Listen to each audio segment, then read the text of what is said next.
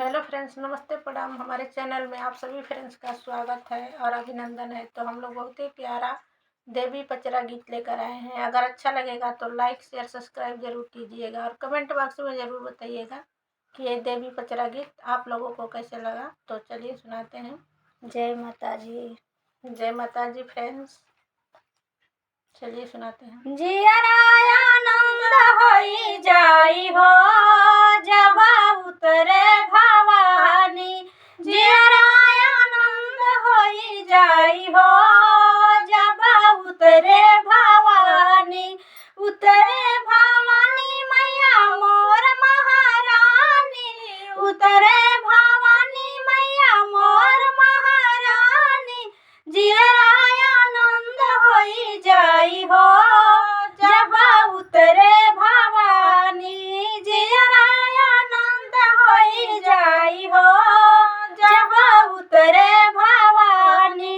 ना भावे मैया के महला दू महला, ना भावे मैया के महला दू महला, पल में मंदिर बन जाई हो जब उतरे भवानी, पल में मंदिर बनी जाई हो जहाँ उतरे भवानी।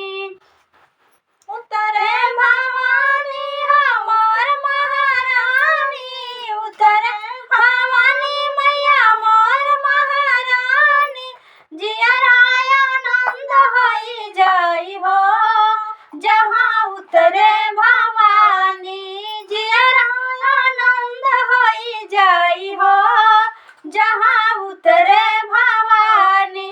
ना भावे मैया के हीरा ना मोती, ना भावे मैया के हीरा ना मोती, हीरा ना मोती हो हीरा ना मोती, अड़हुल के फूल खिली जाई हो जहाँ उतरे भवानी, अड़हुल के फूल खिली जाई हो जहाँ उतरे भवानी, उतरे भवानी मैया मोर महारानी, उतरे भवानी मैया मोर महारानी, जियरायानंद होई जाई हो जहाँ उतरे भवानी, जियरायानंद होई जाई हो जहाँ उतरे भवानी।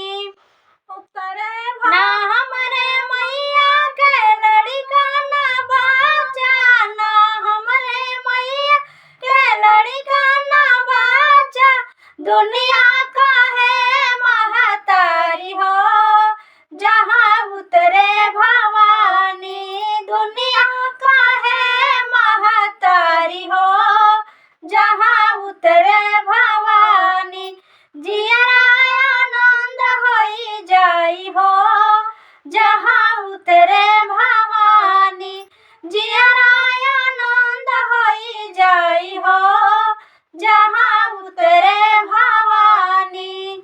जय माता जी फ्रेंड्स, बाय बाय।